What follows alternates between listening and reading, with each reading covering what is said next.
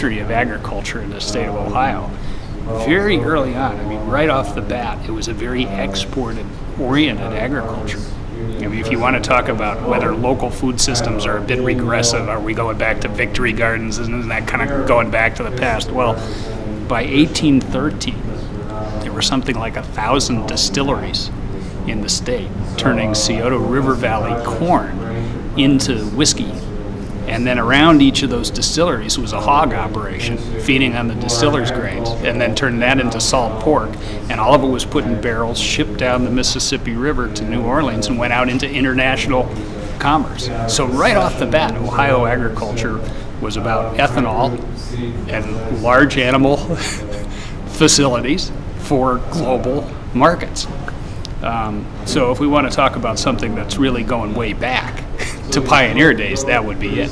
What's the future, what the opportunity is in the future, is turning around and saying, wait a minute, that large population that at that time they were serving, that was on the East Coast or off in the rest of the world, has moved in. We now have urban areas in Ohio. It's a very urban state, but it's still maintained the rural character around each of those urban areas. So it's a tremendous opportunity here. It's a great opportunity for farms. Those opportunities are needed on farms. I know that farmers are very interested in them. So that's something that we're very interested in trying to help them realize.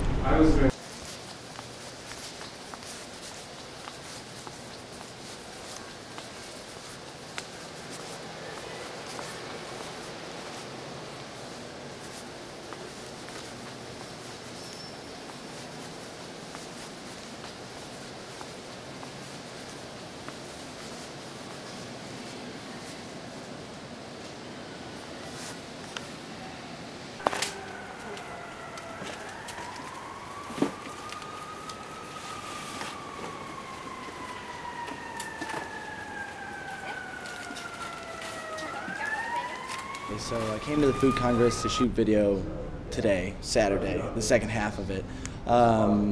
And basically what we're doing is trying to show the faces of people who came. I think I know all the questions. I know. I'll ask myself the question. Okay, that's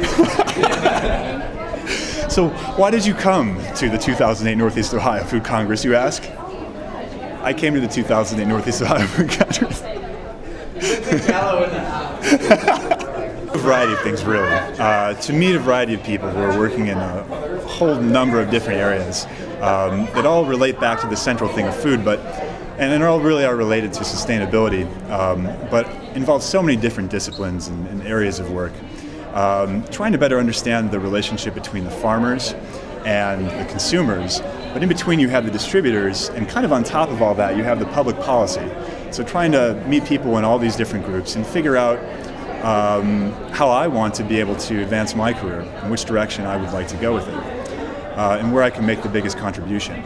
So people, and I'm also excited about the connections that I can meet people in Cuyahoga County who need food, and then I have people that are growing them, and we can make connections there, or find out people that have schools that are looking for local foods. You know, just trying to find different ways of connecting people and food.